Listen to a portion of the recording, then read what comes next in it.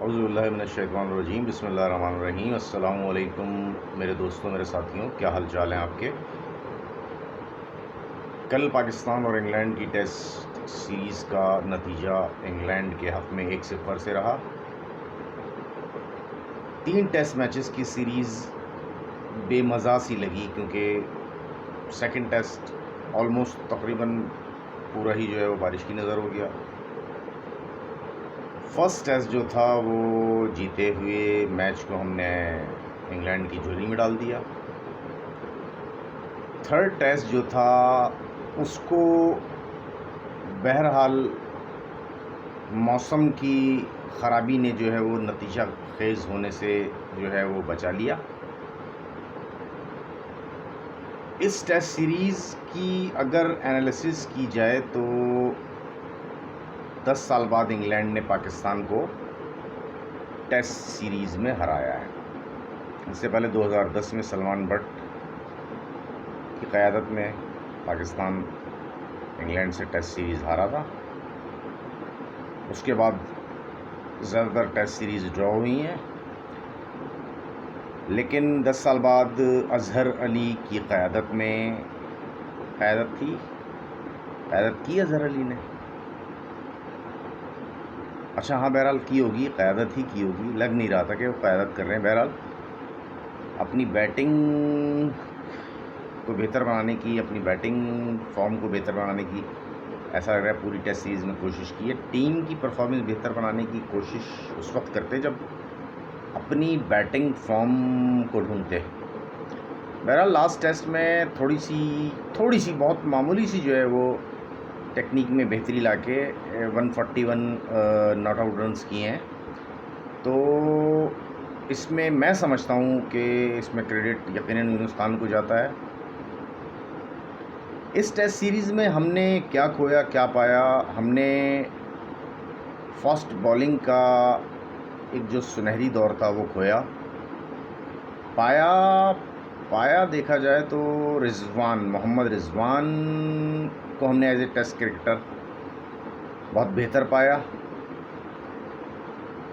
मैं इस test series से पहले सरफराज अहमद के बारे में कह रहा था कि उनको खेलना चाहिए ये टेस्ट सीरीज़। मैं अभी भी बहुत फर्मली बिलीव करता हूँ इस बात पे कि अगर सरफराज अहमद इस टेस्ट सीरीज़ में होते, चाहे वो एज ए बैट्समैन ही क्यों ना होते, तो इस सीरीज़ के नतीजे में यकीनन फ़र्क पड़ता।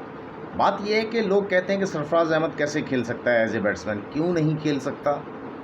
सरफराज अहमद का रिकॉर्ड इस बात की तस्दीक करता है कि वो एज ए बैट्समैन भी खेल सकता है। जब पाकिस्तान के ऑलमोस्ट सारे ही बैट्समैन बाबर आजम को मिला के जद्दोजहद कर रहे हैं इंग्लैंड में, तो सरफराज का रिकॉर्ड तो इंग्लैंड में बहुत बेहतर है। चाहे वो वनडेज़ हो, चाहे वो T20 हो, चाहे वो टेस्ट क्रिकेट हो। लोग कहेंगे फिर ये यही राग अलाप रहा है सरफराज का। तो भाई बात ये है कि मैं राग नहीं अलाप रहा, मैं ये बताना चाह रहा हूँ कि हॉर्सेस फॉर कोर्सेस भी होता है कि जब जहाँ जिसकी ज़रूरत हो उसको इंडक्ट करें टीम में। यही हाल बॉलिंग का रहा। सोहेल ख़ान ने बहुत बेहतर बॉलिंग की थी साइड मैचेस में, और वो अपने एक्सपीरियंस से बहरहाल फ़र्क साबित हो सकते थे, क्योंकि पिछले टूर में भी सोहेल ख़ान ने पिछले से पिछले टूर में सोहेल ख़ान ने पंजे लगाए थे इंग्लैंड के ख़िलाफ़, लेकिन उसको कहकर जो है वो बाहर कर दिया गया कि ये सेकंड इनिंग का बॉलर नहीं है। दरअसल सेकंड इनिंग तो जब आती है ना, जब आप पहली इनिंग में अच्छा परफॉर्म करें, सेकंड इनिंग में बॉलिंग। तो बात यह है कि सेकंड इनिंग क्या आप सोचते हैं, हमारे तो 20 साल 18 साल के नाम नहाद जो बॉलर थे इस उम्र के, उन्होंने ना फर्स्ट इनिंग में कोई पंजा लगाया ना सेकंड इनिंग में। उनकी विकेटों की तादाद तो देखें आप, बताते हुए शर्म आती है। नसीम शाह कर करके आपने नसीम शाह के दिमाग में पता नहीं क्या डाल दिया है कि नसीम शाह तो एक एन ऑर्डिनरी बॉलर लग रहा था। बिल्कुल शाहीन शाह अफरीदी बार बार राउंड द विकेट आके अपने आराम को देखते, कमर उनकी लग नहीं रही थी। नसीम शाह जो हैं वो एक ही स्टाइल में, एक ही पेस से, कोई बहुत ज़्यादा तेज़ बॉलिंग भी नहीं कर रहे थे। बेदांत के शेर लगे हैं मुझे तो ये दोनों फास्ट बॉलर, और उसके साथ साथ मोहम्मद अब्बास साहब। अगर पहले टेस्ट की 2 विकेटें अब्बास की निकाल दी जाएँ तो अब्बास की परफॉर्मेंस मुझे बताइए क्या थी। अब्बास का पेस बिल्कुल नहीं रहा है। उमर ने जो है वो अब्बास के पेस पे, अब्बास की वेरिएशन में बहुत फ़र्क डाला है। और रही सही कसर, थूक ना लगाने से भी पाकिस्तानी बॉलर्स को प्रॉब्लम हुई है, लेकिन बहरहाल उसका तोड़ आपको आना चाहिए। आपके आलमी शोहरत याफ्ता फास्ट बॉलर वक़ार यूनुस क्या कर रहे हैं फास्ट बॉलर के साथ। मुश्ताक अहमद साहब आके फजूल से दलाइल दे रहे होते हैं कि शोएब आपकी तो स्पीड ज़्यादा थी इसलिए आप आउट कर जाते थे, और ये वो। यार ये कौन सी बात हुई, स्पीड ज़्यादा थी, स्पीड ज़्यादा से आप आउट करते हो? स्विंग से या जगह पे बॉल करने से आप आउट नहीं करते हो? मैकग्रा क्या 200 प्लस वाला बॉलर था, 200 माइल पर आवर बॉलर था। मैकग्रा एक नॉर्मल पेस का 138, 140, 136 की स्पीड होती थी उसकी किलोमीटर, और वो आउट करता था। तो आप जो है वक़ार यूनुस साहब, आपने क्या सिखाया? आप किस बात की तनख्वाह ले रहे होते हैं? आप कभी ऑफ सीज़न में पाकिस्तान में रहते ही नहीं हैं कि आप अपने बॉलर्स पे तवज्जो दें। आपको सिर्फ माल बनाने से मतलब है। उसके बाद आप जाते हैं अपने मौजूदा वतन ऑस्ट्रेलिया, वहाँ जाके आप ऐश कर रहे होते हैं, क्योंकि आपको पता है कि ऑस्ट्रेलिया में तो आपको इससे आधी से आधी तनख्वाह में भी कोई जॉब नहीं मिलेगी। लेकिन बात यह है कि पाकिस्तान क्रिकेट बोर्ड में वो जो हैरत होती है, जो बार बार आजमाए हुए लोगों को बार बार आजमाता है, चाहे वो मिसबाह उल हक के कहने पे आजमाता हो, चाहे वो किसी और की सिफारिश पे आजमाता हो। लेकिन भाई टीम की परफॉर्मेंस तो देखें आपके वक़ार यूनुस के होते हुए टीम की परफॉर्मेंस पे कोई असर तो बता दें क्या हुआ है। बांग्लादेश के ख़िलाफ़ अगर आउट कर लिए नसीम शाह ने और शाहीन शाह ने, तो आपने उसको, उन दोनों को दुनिया के अजीम तरीन बॉलर बनाने की बात शुरू कर दी। बेहतरीन बॉलर हैं और टैलेंट देखें और ये देखें और वो देखें और ऐसा देखें और वैसा देखें, यहाँ से देखें वहाँ से देखें। ये क्या है भाई?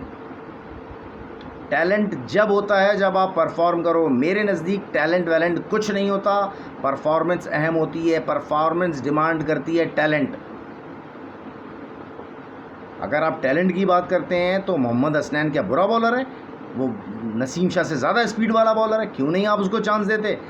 वक़ार यूनुस के अल्फाज थे ना कि हम थोड़े अरसे जो है उसको अपने साथ रख के उसको टेस्ट क्रिकेट के लिए तैयार कर रहे हैं। क्या हुआ मोहम्मद हसनैन का? आपने तो उसको साइड मैच में भी नहीं खिलाया, जबकि वो पाकिस्तान से शुरू में तो नहीं, लेकिन बहरहाल पहुंच गया था जल्दी। एक साइड मैच नहीं खेल सका वो। आपने जिसको नहीं खिलाना है उसको आपने नहीं खिलाना है। लेकिन मैं फिर हैरान होता हूं कि मिसबाह उल हक साहब, आप अपनी क्रेडिबिलिटी तो शो करो। पाकिस्तानी टीम जीतेगी, बेहतर प्लेयर से जीतेगी तो आपकी वाह वाह होगी, आपकी जो है वो कंक्रीट होगी जगह। आप फिर जो चाहेंगे ईमानदारी के साथ, जो चाहेंगे ईमानदारी के साथ वो मनवाएंगे। लेकिन आप क्या कर रहे होते हैं, मेरी तो यही समझ में नहीं आ रहा होता। इतने सारे फास्ट बॉलर आप लेके गए और आपने खिलाया किनको? वही नसीम शाह, शाहीन आफरीदी और अब्बास। काशिफ भट्टी को आप क्या करने लेके जा रहे हैं? काशिफ भट्टी को कंटिन्यू चांस मिल रहा है, चांस नहीं मिल रहा है उसको। टेस्ट सीरीज़ में वो रहता है, तो भाई आप चांस दो ना उसको, चांस दो। क्यों नहीं देते चांस आप उसको? यासिर शाह की बॉलिंग में कोई नज़र नहीं आया कुछ, वो उसकी कमर ही नहीं लग रही है। यासिर शाह की आप अगर बॉलिंग देखें, पहले टेस्ट में ज़रूर उसने 4 आउट किए पहली इनिंग में, दूसरी इनिंग में भी। लेकिन बात यह है कि वो जो ड्रिफ्ट होती थी, वो जो लेग ब्रेक होती थी, वो जो फ्लिपर होती थी, वो यासिर शाह के अंदर नापैद नज़र आई है। इस टेस्ट सीरीज़ में मैं समझता हूँ कि मिसबाह उल हक को भी as a chief selector resign ख़ुद करना चाहिए, और अज़हर अली को भी कैप्टनसी से यकीनन हटाना चाहिए, क्योंकि अज़हर अली ने कोई प्लान नहीं दिया किसी प्लेयर को। मिसबाह उल हक ने भी पता नहीं कौन सा प्लान दिया था अज़हर अली को कि वो कोई एग्जीक्यूट ही नहीं कर पाए। किसी किस्म की कोई गर्मजोशी नज़र नहीं आई उनकी क़यादत में। तो इतना ज़्यादा डिफेंसिव कप्तान या तो मिसबाह रहे हैं, वही माइंडसेट वाली बात, या उनके ही कबीले का एक प्लेयर अज़हर अली रहा है। बहरहाल अज़हर अली ने लास्ट मैच में दोनों इनिंग में बेहतर बैटिंग की है। अल्लाह करे वो आगे भी इसी तरह बेहतर बैटिंग करें, क्योंकि बहरहाल पाकिस्तान को तजुर्बे की ज़रूरत है। जहाँ तक असद शफीक की बात है, असद शफीक ने बहुत ज़्यादा मायूस किया है इस पूरी सीरीज़ में। असद शफीक जो है वो जिस क्लास का प्लेयर है, असद शफीक ऐसा लग रहा है कि बिल्कुल उस तरह से नज़र आ रहा था जिस तरह से सरफराज अपनी लास्ट T20 सीरीज़ में श्रीलंका के खिलाफ नज़र आया। लग रहा है कि शायद असद शफीक को भी कहीं से ये पता चल गया है कि उसकी टीम में अब चांसेस ज़्यादा नज़र नहीं आ रहे। लेकिन भाई स्ट्रॉन्ग बनो यार, स्ट्रॉन्ग बनो। अगर आपके साथ ये है तो आप परफॉर्म करके लोगों के मुंह बंद करो। आपकी परफॉर्मेंस क्या मैटर करती है? आप आके टुक टुक टुक टुक करने लगे, आपका ये गेम तो नहीं है।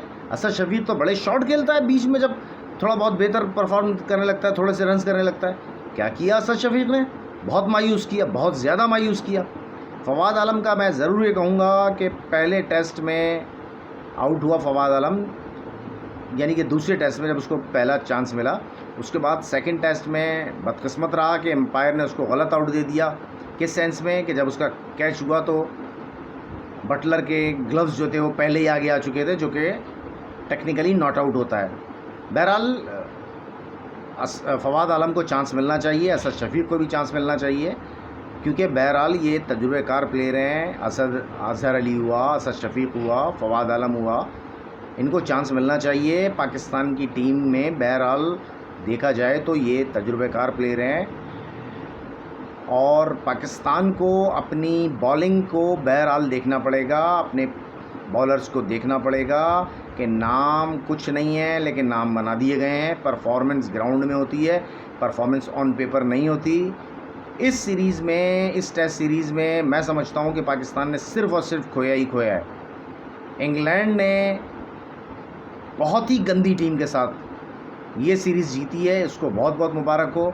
और मैं उम्मीद करता हूं कि T20 क्रिकेट पाकिस्तान की जो 3 T20 के मैचेस हैं इंग्लैंड से, अल्लाह करे पाकिस्तान बहुत बेहतर परफॉर्म करे ताकि हमारी इज़्ज़त रह जाए, हमारे मुल्क की इज़्ज़त रह जाए।